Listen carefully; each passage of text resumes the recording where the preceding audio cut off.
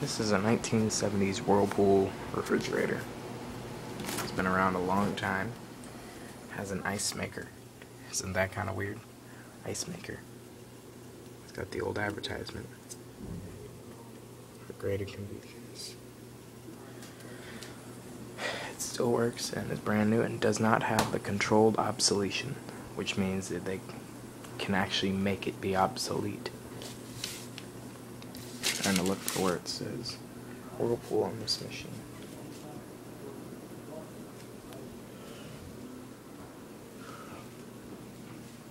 It's a pretty nice machine though.